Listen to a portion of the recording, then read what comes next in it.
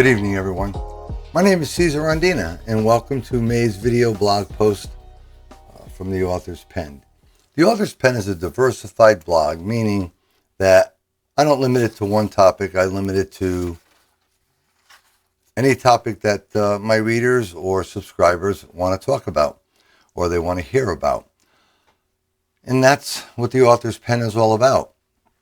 But before we get started on tonight's topic, which was chosen because I've been receiving on and off quite a few emails regarding the news media, and are they equal? Do they report the same things? So on and so forth.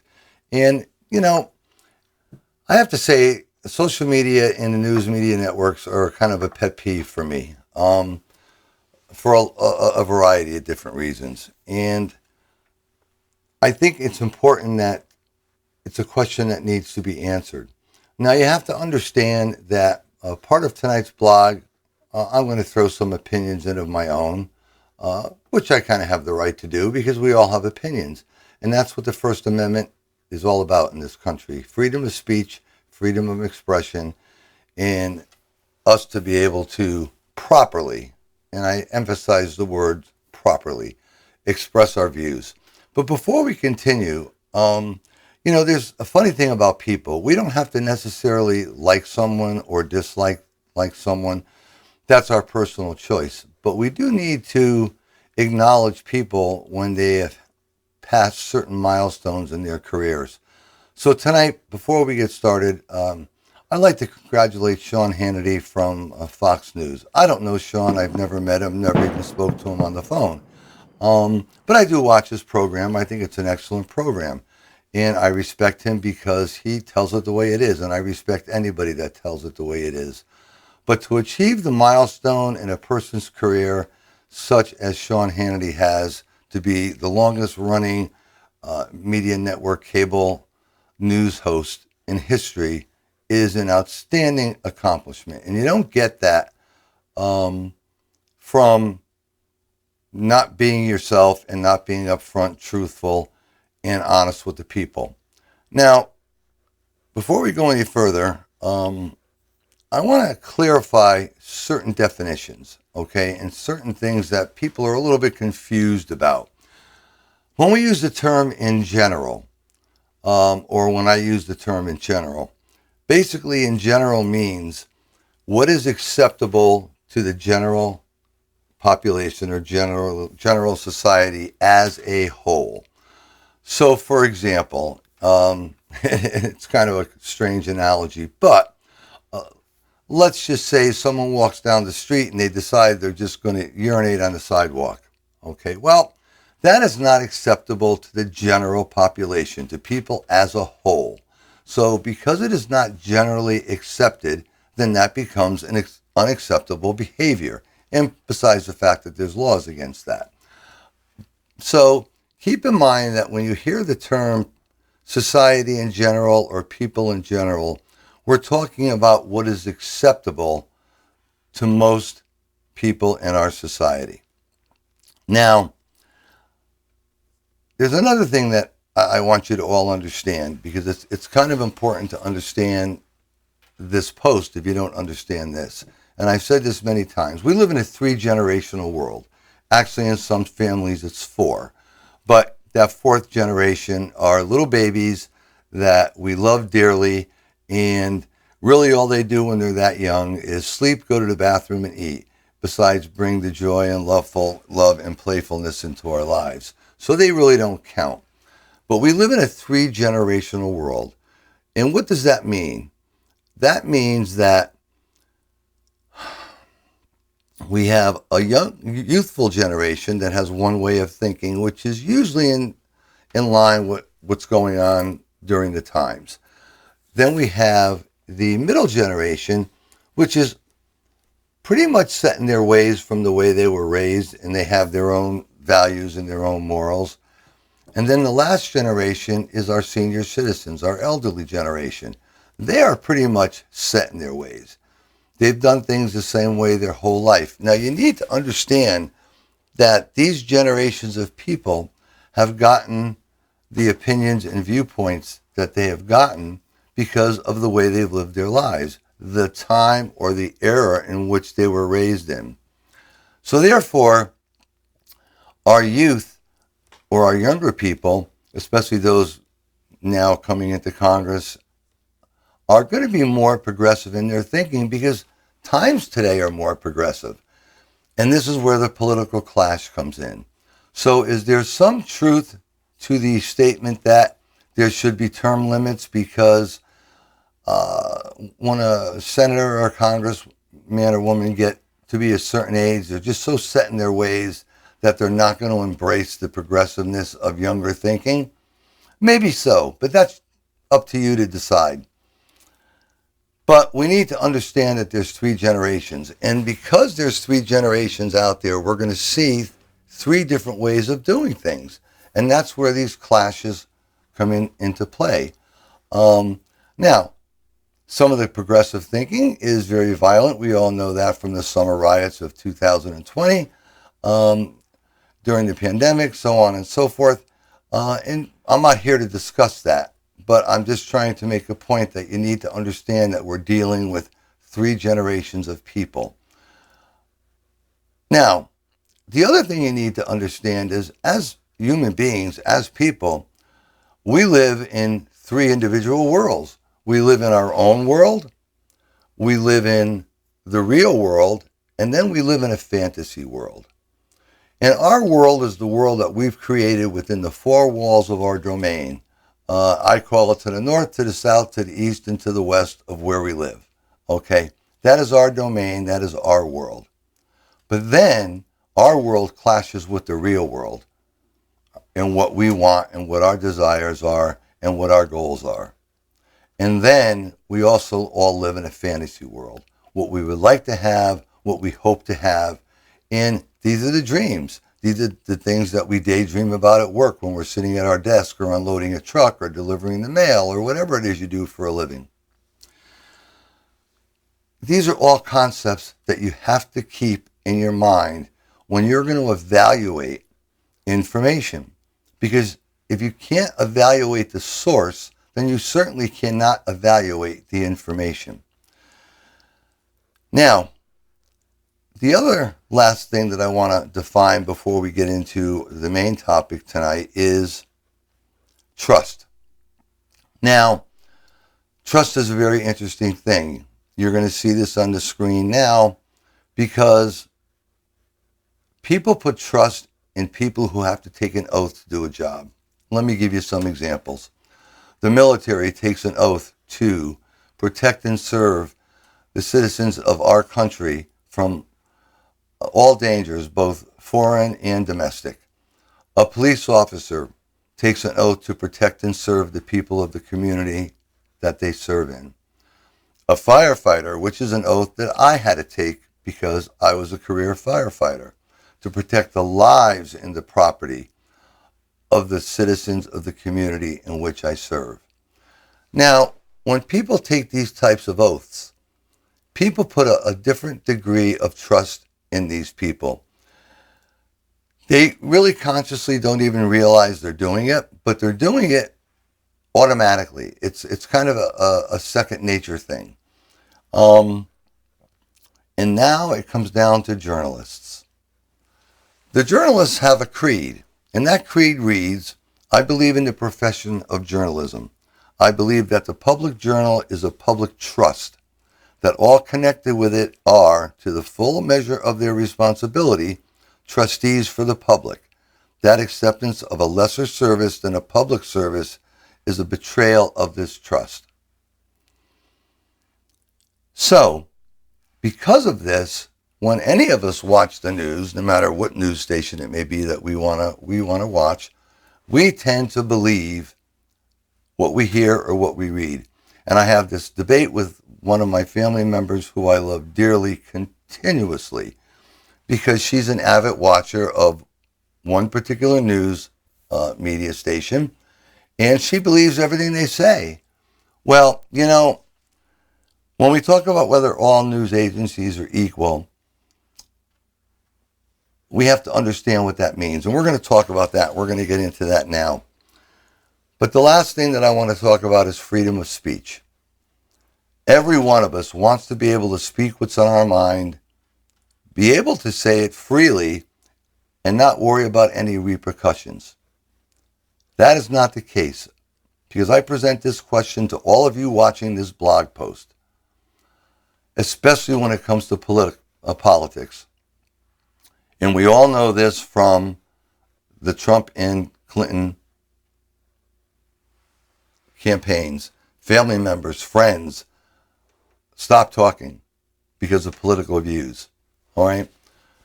Do you feel that openly in public, in a conversation with your friends or whatever, that you could say anything you feel and you won't be criticized or scrutinized for it, rather than being respected? Because that's what opinions are. Opinions are like rear ends. Everybody's got one. And if you have an opinion, it's not necessarily about whether it's correct or incorrect. It's your opinion, and your opinion needs to be respected.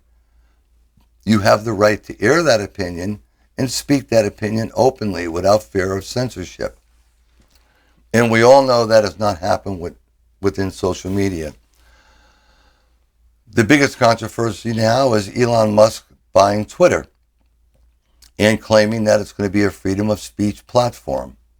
Well, we all know for a fact, all right, because we've seen it happen to so many people, that social media has censored many, many people for their views because they're not in line with their views. That is not freedom of speech. So you don't have to agree with me, but I ask you to respect my opinion that what Elon Musk is doing is the best possible thing that could happen to social media.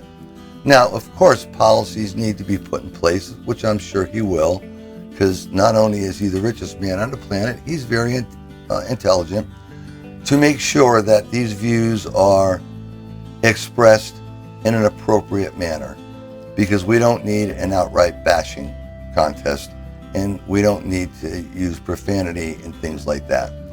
It needs to be constructive discussion. Will that happen initially? Probably not. Okay, but that's okay, because we could fix that along the way. But people should not be censored because of what they believe. Donald Trump, whether you like the man or not, okay, which doesn't make a difference to me because I respect your opinion, should have never been censored from Twitter. And it's not that I believe in Donald Trump, because I'm not going to give you an opinion on that. It's because he had the right to say what he wanted to say and was denied that right. That is denying the most sacred amendment in our Constitution, the First Amendment, freedom of speech.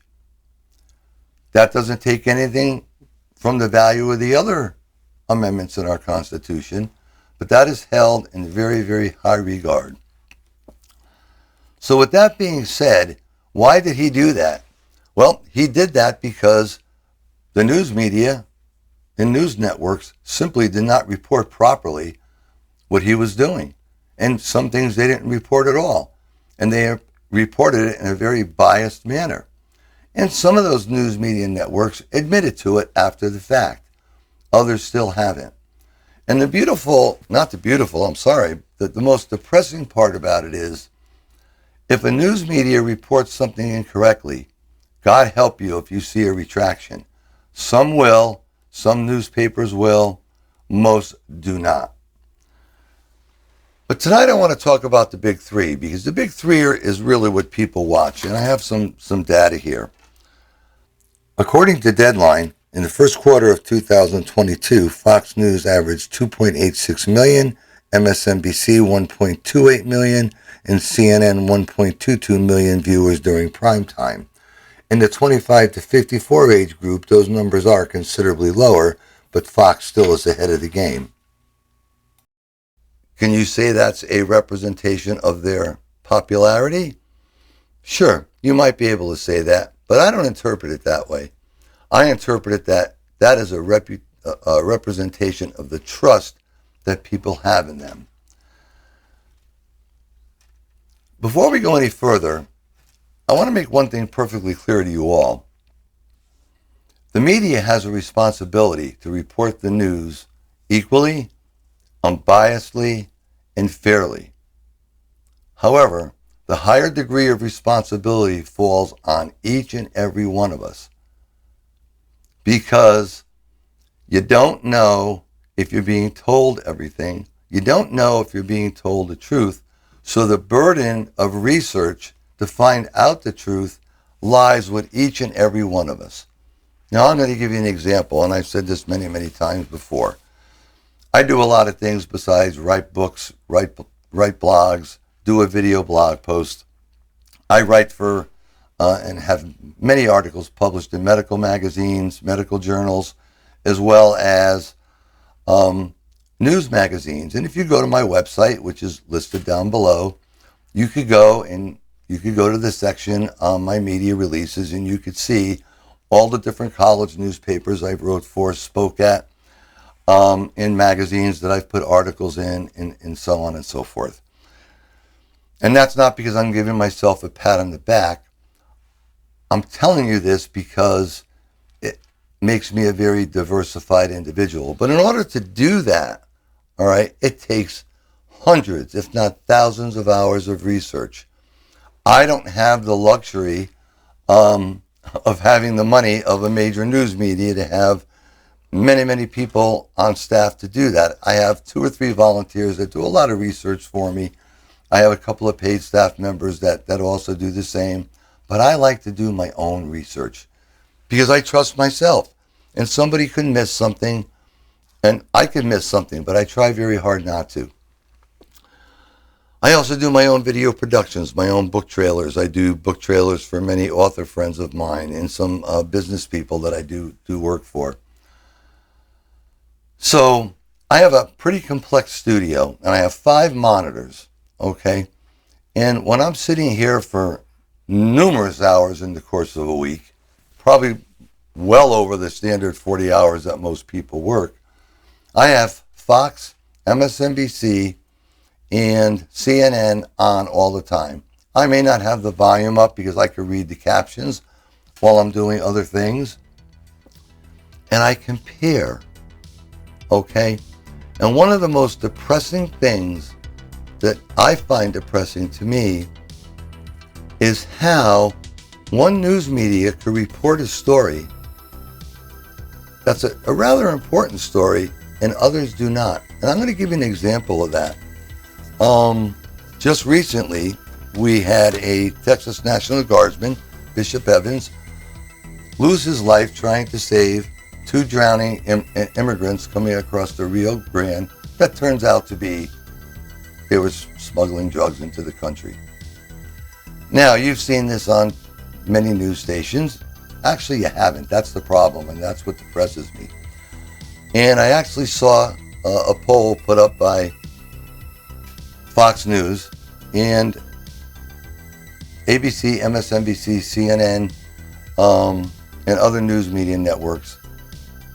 I should say with the exception of ABC, who reported on this for about 20 seconds and almost never mentioned on any other news media stations, except for Fox. They cover it and mention it almost every day. Do you think that it's important that a member of our military lost his life trying to save the lives of others? Whether they were smuggling illegal drugs or not, they were lives. That is an important story to report. It's an important story to follow up on. These are the men and the women, our military people, our police officers, our first responders, our firefighters, that put their lives on the line at a moment's notice, who go to work every single day and put on a uniform not knowing whether they were coming home. I don't want to tell you the number of firefighters in my career as a firefighter I've seen lose their lives. And I'm not even going to bring up 911 because we know what a tragedy that was and how many police officers and firefighters lost their lives. These are people that have wives, husbands, families, partners, significant others, okay, that put on a uniform and went to work one day thinking they were going to go home and did not go home. And that happens 7 days a week, 52 weeks a year, 365 days a year. To me, that is newsworthy. And it'll be newsworthy 7 days a week. However, because of political affiliations or political opinions, they don't report on these things. Why? Because it's not going to support their view, not going to support the president, their policies. That is not good news reporting. Period. End of story. Okay? It's that simple. There's a quote that I'm putting up on the screen that's very important. It's by Henry Grunwald. Reporting is the news that should never be silenced. However, that is its greatest virtue and its greatest fault. Think about that for a moment and really let that sink in as to what it means. All right? People trust the news. In a Gallup poll on October 7th of 2021, and the link is here, because the one thing that I do is any facts and data that I quote, I give you the links. I give you the source. I give you the method to look it up so you don't have to just take my word for something. And understand that before I do that, I've researched it myself and I know it to be true. 7% of U.S. adults say they have a great deal and 29% a fair amount of trust and confidence in the news media, newspapers, television, and radio news reporting, which combined is 4 points above the 32% record low in 2016. What does that tell you about the way people feel about the news as it's reported? The worst part about it is, as of in January 2021, new research showed that 71% of Americans get their news from social media. And we all know who the social media giants are. So when these social media giants become unbiased and censor people, are you getting the full news story? Are you getting the truth? You know, politics and news is like a marriage that's going into divorce. And what I mean by that is you have one side and then you have the other side. And the truth always lies somewhere in the middle. Always. And it always will. But is that the job of news media networks? Is it their job to be biased towards the Democratic Party or the extreme left or the Republican Party or the extreme right? Let me give you another little interesting fact. If I could find it, I have notes all over the place, so you have to forgive me. Okay. There are three basic political parties. And it's important to know this. So I really hope you watch this post in its entirety. We have the Democratic Party, the Republican Party, and then we have the Independent Party. Now, what is the purpose of the Independent Party? Which most people know, but maybe you don't. The Independent Party, most of the times, an independent candidate never wins the presidency. However, during one period of time, there was an exception to that. The 13th president, Millard Fillmore, was an independent from 1850 to 1853. Other than that, it's always a Democrat or a Republican that wins. But the purpose of the Independent Party is to swing the vote. Okay? The data and the statistics show that 5% of the vote or electoral vote is about 12 times the swing value, which is about 21% of the electoral votes. So that independent candidate is going to run to either swing votes away from the Democratic or Republican candidate. Now, people confuse political parties with viewpoints. Traditionally, the Democratic Party, at least as far back as I can remember, has always been more liberal. And the Conservative Party has always been the Republican Party. The basic difference between liberal and conservative is liberals are more progressive in their thinking. It doesn't necessarily make them wrong, but these are viewpoints, ladies and gentlemen. These are not political parties. These are viewpoints. And when we talk about the extreme left or the extreme right, we're talking about people who take that liberal thinking to the extremes. In some of those examples, and the best example I will give you is the one that's going on. And I now live in Florida, so I'm really into the political aspect of Florida and what's going on. And Ron DeSantis, by far, is an excellent governor. Okay? And I wish him best in his career. He may run for president one day, who knows, but I'd hate to lose him as a governor. But liberal thinkers think that, and progressive ones believe, that they want control. Well, let me tell you, my kids are grown now, but I have grandchildren. And I don't want my grandchildren, and I wrote a written blog post about this, from kindergarten to age to grade 3, to be learning about sexual preferences, transgender choices. And I gave all the data and medical statistics to prove that although they could learn about it, they don't have the cognitive ability. Their brains have not developed yet enough for them to understand it. So therefore, we're confusing it and confusing our youth instead of just letting them be kids. All right? So Ron DeSantis took a stand. All right? And passed a law saying that's not going to happen. Disney should have minded their own business and stayed out of it, because Disney gets a lot of perks from Florida and always has for years. All right?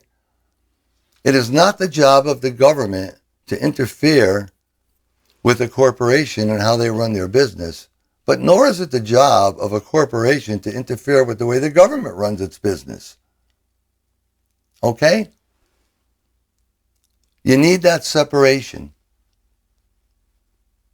Do we have it in the world today?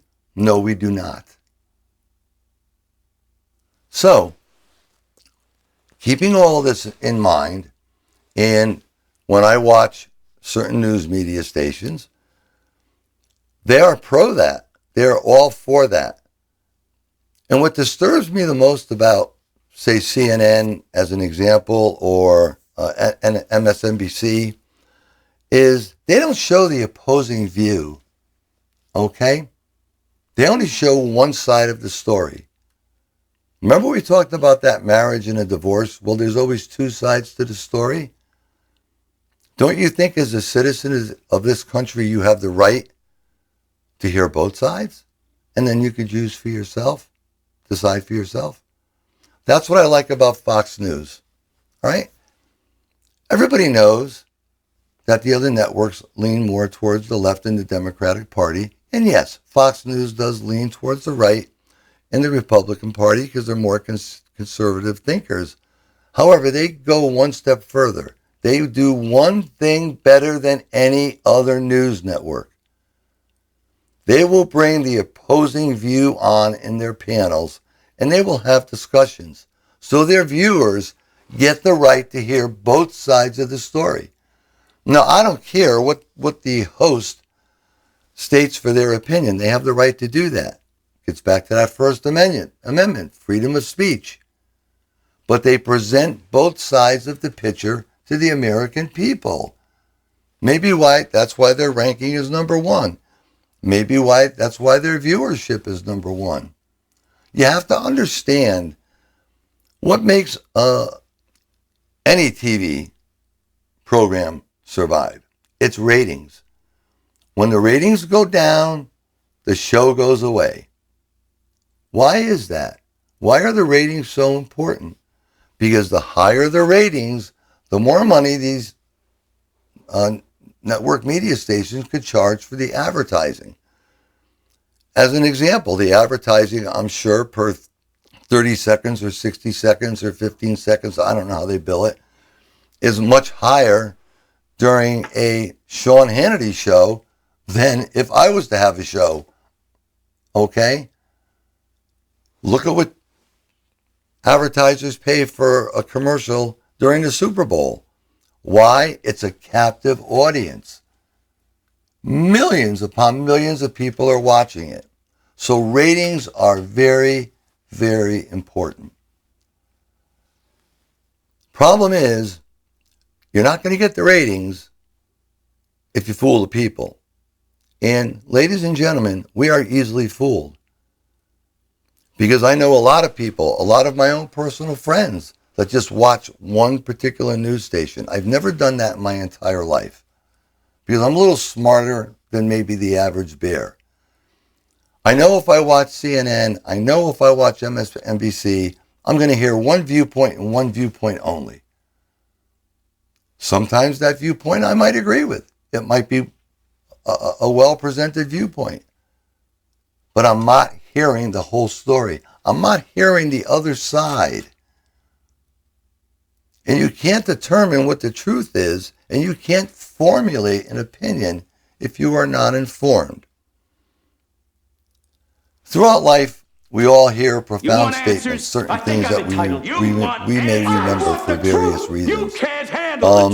It could be because something that we ran across in our lives at the time, something that maybe impacted us. But there was two things that I've seen over the past, say, 5 years that just always stuck out in my mind. And here's the first one. And I want you to think about it.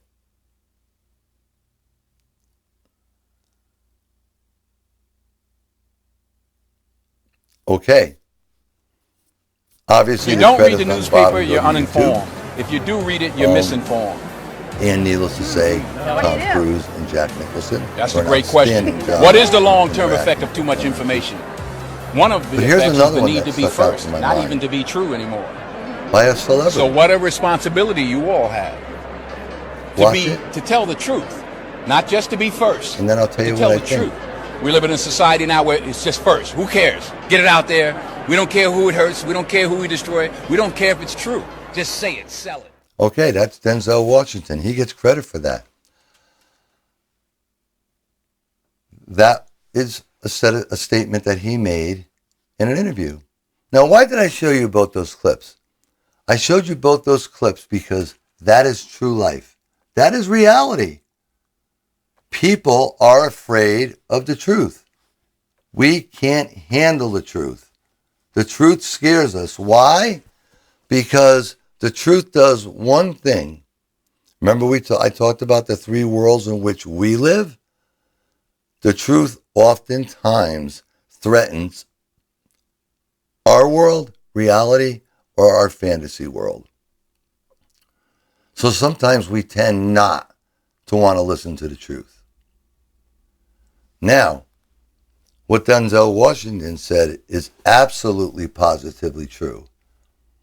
It's not about getting the truth out there. It's about getting it out there first. It doesn't make a difference whether it's right or wrong.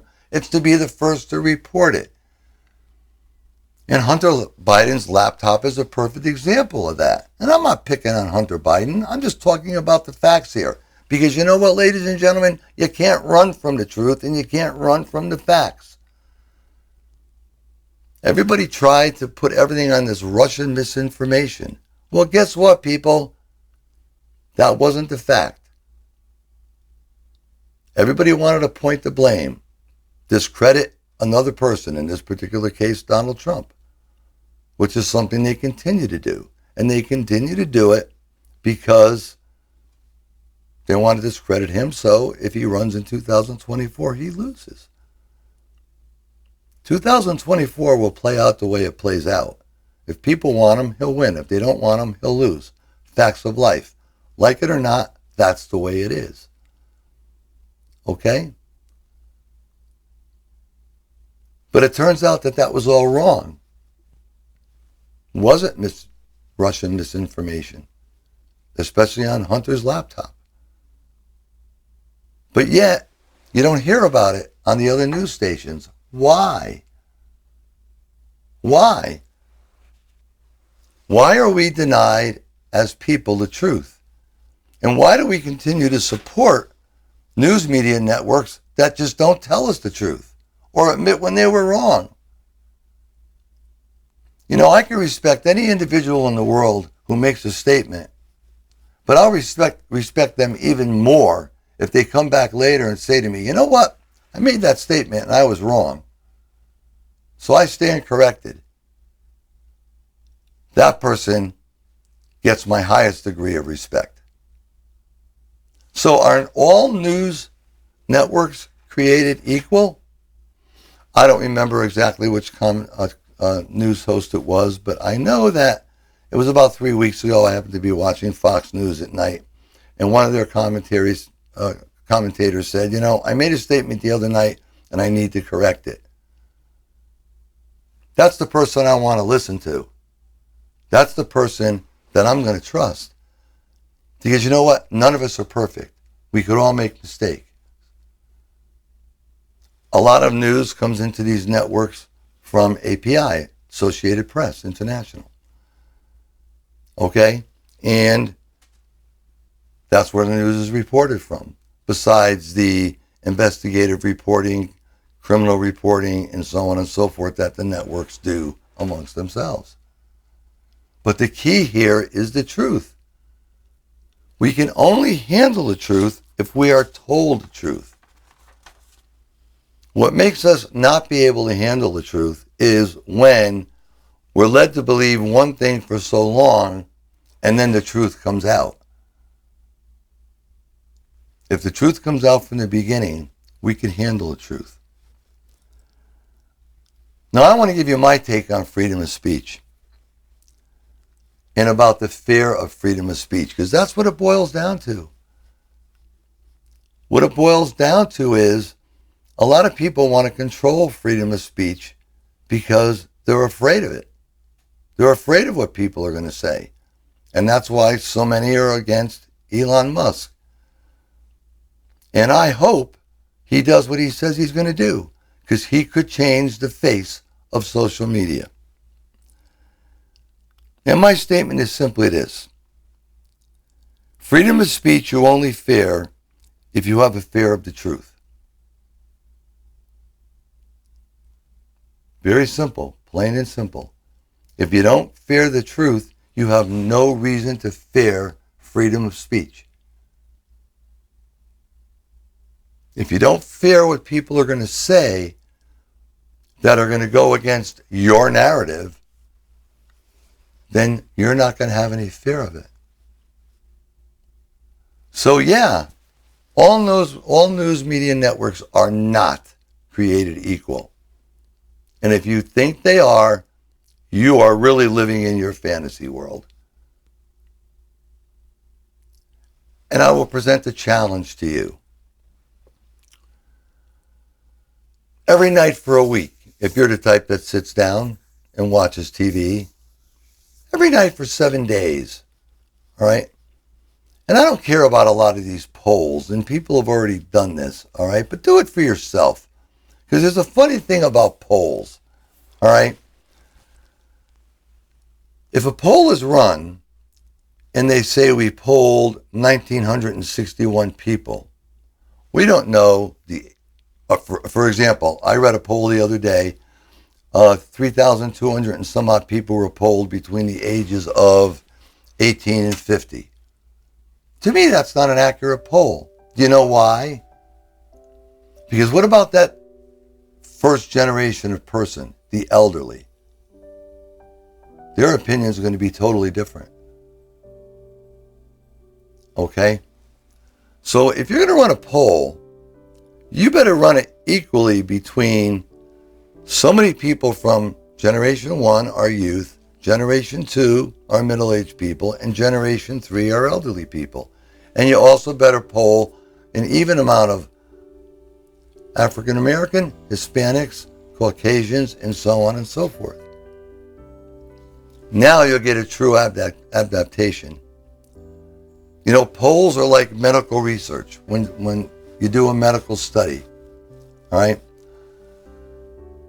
Medical studies could oftentimes be skewed based on how the study is written, what the parameters are, who we're going to test it on. It's not a wide enough spectrum. It's not a wide enough spectrum, in my opinion, for me to consider it accurate. So therefore, a lot of these polls, unless I know what the parameters of the polls are, they mean pretty much nothing to me. All right? So here's my challenge to you. For 5 nights, Monday through Friday, just taking 3 hours each night. Watch Fox News for an hour. Watch MSNBC for an hour. Watch CNN for an hour. Write notes during that hour as you watch each news network. Pros and cons. What you liked, what you didn't like. At the end of 5 nights, look at what you wrote down. And then you decide for yourself who's the better news network. I could tell you who the winner of that is going to be because I've done it. And I still do it almost every day. Although the volume may not be up on every individual monitor I'm watching, I could read the news captions. Because when I was young and in school, I was taught how to read and write, do math, science, and biology. My time wasn't spent in a classroom talking about transgenderism in politics. Okay? So do that favor. Do that for yourself. And then you decide. And leave a comment or email me. Here's my email address at the bottom of the screen. I'd love to hear from you. You tell me at the end of 5 days if all news media networks are created equal, because I am telling you they are not. All right? And it's not for lack of experience, because CNN was established in June of 1980, MSNBC in 1996, Fox News in 1996. These people have been around for a while. All right? They've had plenty of time to stumble, fall, and learn from their mistakes. All right? But I like a panel. If a news host is going to put a panel of people up, okay, then you put up a panel of people with diversified views. So I could listen to them debate those views. I could hear both sides. And not only one side, because if you've ever had a friend that's been divorced, and I go back to that example again, if you listen to one party, they always sound right. If you listen to the other person, they sound right. Well, if both people are right, who's wrong? And is it really important? Because both people are not 100% right. It's just their viewpoint. Somewhere in the middle is the truth. And that's what happens with politics. Remember, liberals, conservatives, activists, far left, far right, these are viewpoints. They are not political parties. I've already defined that. And they have the right to have their viewpoint because they have the right to freedom of speech. But everybody has to have the right to freedom of speech, not just a certain group of people and not others. I have the right to state and say what I want to say properly and appropriately anywhere. And so do you. And don't be so willing to give up that right. Because many people died, and many people still die today, for you to have all the rights in the Constitution of this great country. And do not disrespect them by giving up your rights. Not only are you disrespecting every person that has died for you to have the freedom that you have, you're also disrespecting yourself. I hope you enjoyed tonight's blog post. We talked about a lot of things and very, very serious issues. To me, they're very, very serious. Not so much as how it's going to affect me at my age, but it's serious because it's going to affect my grandchildren. And it's going to affect their children. And that's what's important to me. The quest for knowing the truth, the facts, the reality is the most important thing in the world, because you cannot form an informed decision if you are misinformed. And if you are misinformed, it's only because you allowed it. Because remember what I said earlier on. The highest responsibility lies with you, the people, to know if you're being told the truth. I wish you all to be safe, stay healthy, be well, and God bless. And God bless our great country. Good night.